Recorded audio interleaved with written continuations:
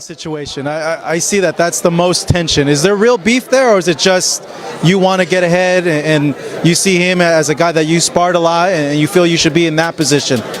No, I want to chop that kid's. Now that fight week is over. Top junior welterweight Ryan Garcia is aiming for a shot at the world title against Rolando "Rayleigh" Romero, the WBA champion in recess. But let's face it, this fight is about pride, ego, and resolving a long-standing grudge. For years, Garcia and Romero have been circling one another, avoiding co-contracts, hurling insults, and allowing their hostility to fester into something personal. After Romero's humiliating knockout loss to Isaac "Pitbull" Cruz and Garcia rewriting's high momentum, the trash talk has gotten out of control. Romero, he get a lot of hate, but think about who he's been fighting. He lost against Gervonta Tank Davis. He lost against Pitbull. These are all guys that guys duck and do not want no smoke with. But Rolly, whoever they want to put him up against, he down to fight. Real tough.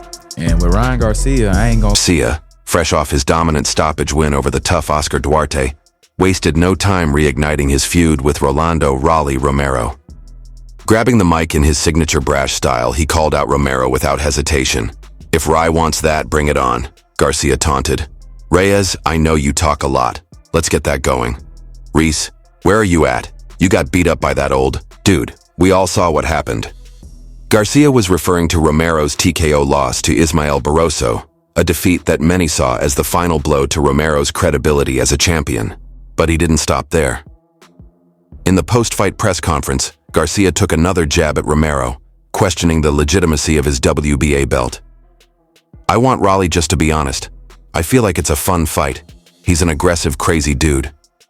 The lead-up would be wild. He has a title, technically, so yeah, let's do it." With Garcia's relentless trash talk and Romero's reputation on the line, the build-up to this potential fight could be just as explosive as the bout itself. I hope he keeps training with Derek James. That shoulder roll, that amazing. It was a good performance. Yeah, he won. Yeah. He stopped Jordan. Yeah. Romero, on the other hand, has not given in. He has maintained his defiance in the face of the catastrophic defeat to Cruz, asserting that Garcia would be unable to compete with him in the ring. "They are aware that I would fuck him. They are aware that I will beat the living daylights out of him." According to reports, Romero declined a lucrative fight against Garcia in favor of the lower-paying payout against Cruz on the Tim Tisticiorsis Sebastian Fofandoran undercard. Actually, Romero told his camp, dismissing Garcia's three as attention-seeking antics, but underneath the bluster there's a growing sense that Romero knows he messed up. That choice had a dramatic backlash. Romero not only lost, but he also forfeited any advantage he had over Garcia. Instead of a showdown or championship, we're entering this possible battle as damaged goods. This is going to be wild. The homies at the Source of Boxing have confirmed that Ryan Garcia will fight Rolly Romero this May. And I don't know what's going to be crazier, the fight or the press conferences, because this is what Rolly had to say about Compa Ryan the last time I interviewed. Garcia hasn't let up on the taunts, continuing to mock Romero over his recent loss to Isaac Cruz. Taking to social media, he dismantled his rival's reputation, questioning his durability and legitimacy as a contender. "He's inexperienced and now his chin is toast. His body can't take a shot.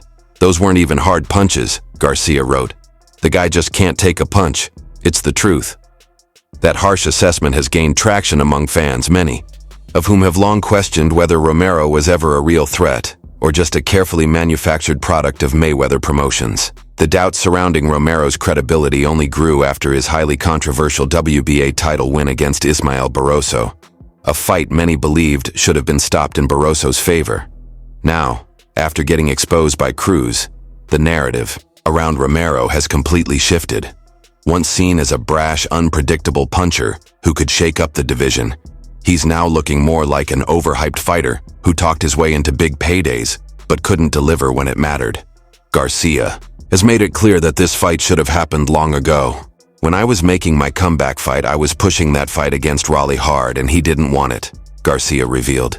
"After my year-and-a-half break, he still didn't want it. After I beat Tago, he didn't want it. After I beat Fortuna, he still didn't want it. I called him back so many times. Even the WBC ordered us to fight, and obviously, they avoided it. Garcia's words carry an underlying bitterness. He feels like he's been chasing this fight for years while Romero has done everything possible to avoid it. Now, with Romero running out of options and his stock at an all-time low, Garcia is making sure the world knows who's really in control. The tables have turned, and Garcia is seizing the moment, ensuring that if this fight finally happens, everyone will recognize who dictated the terms from the start. Aquí estoy para pelearle ahora en 140 y demostrarle que estamos igual de fuertes o más fuertes que en 135 y también callarle la boca. I'm not about to dodge Ryan Garcia. I'm ready to fight him on 140 if he wants to. I'm ready. Another element that makes this fight even more compelling is the Canelo-Alvarez connection. Garcia and Canelo had a public falling out after Garcia left Eddie Reynoso's camp, with Canelo openly questioning his discipline and work ethic. However, in a surprising turn, Canelo has now come out in support of Garcia ahead of this potential showdown. While Canelo hasn't outright criticized Romero, his endorsement of Garcia speaks volumes. It signals that Garcia is beginning to rebuild bridges and gain respect from the boxing elite. For a fighter who has often been dismissed as more of a social media star than a serious contender, having Canelo in his corner is a major boost. On the other side, Romero is desperately trying to hold on to what remains of his credibility. He's banking on the idea that Garcia is too fragile, both mentally and physically, to withstand a war. But that's a risky bet.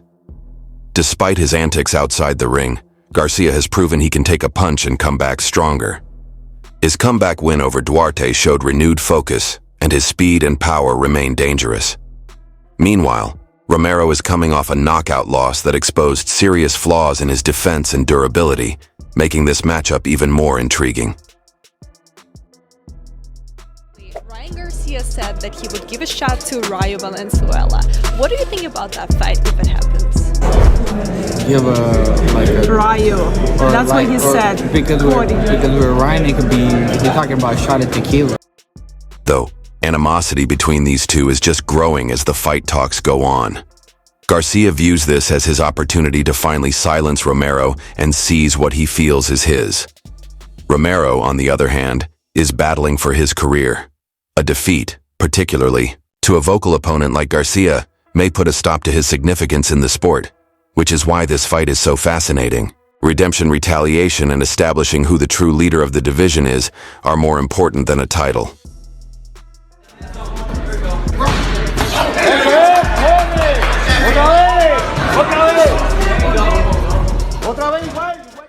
Throughout all of this, one question has been raised by everyone. Is the combat actually taking place? People continue to have doubts about the possibility that Ryan Garcia and Romero will face off. Like everything around Garcia these days, the scenario is chaotic, but one thing is certain. According to Scar de la Hoya, this will be the biggest boxing bout ever. The issue is that everyone believes it will truly occur. Is another good trash talker in boxing. Right now, man, really, I mean, just that retarded ass fool Rolly, to be honest. Rolly right now probably runs his mouth the most, but he can't back it up. There's a difference between me and him. I talk a lot of trash, but I've been backing up everything I've been saying. The heat started when Garcia took to X, confidently announcing that the fight was confirmed. Fans erupted with excitement. Finally, Garcia and Romero were going to settle their long-standing feud in the ring. But just as the hype began to build, everything started falling apart. Suddenly, Romero was blaming Oscar de la Hoya for ruining the fight, while Garcia was accusing his own team of deception. Boxing fans were left wondering whether this fight was ever real or just another chapter in the never-ending soap opera of Ryan Garcia's career. Romero didn't hold back, making his frustrations clear in an interview with East News. According to him, everything was on track until de la Hoya got involved. There were moments when it seemed like it was going to happen, but it was like de la Hoya just didn't want the fight, Romero claimed. He took it even further, accusing de la Hoya of throwing obstacles into the negotiations and disrespecting both him and his team. He disrespected me. He disrespected my team, Romero said. He just didn't want that fight to happen. With both sides pointing fingers, the question remains, was this fight ever truly close? Or was it doomed from the start?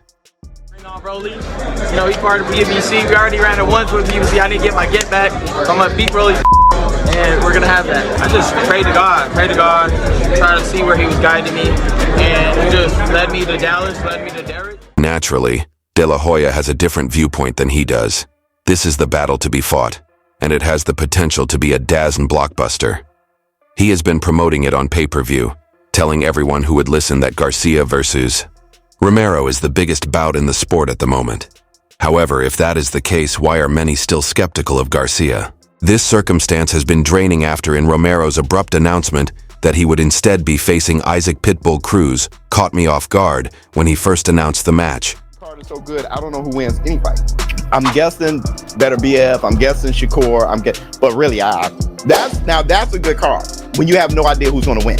I put up a poll, is Ryan gonna KO Rolly or is Rolly gonna KO Ryan? It was like 95% Ryan gonna KO Rolly. That means it's not a good fight. That's not good. That's not good. When 95. That left Garcia feeling misled, bewildered, and furious. He turned to social media, writing, and was told that the deal was completed and will be revealed in the days ahead.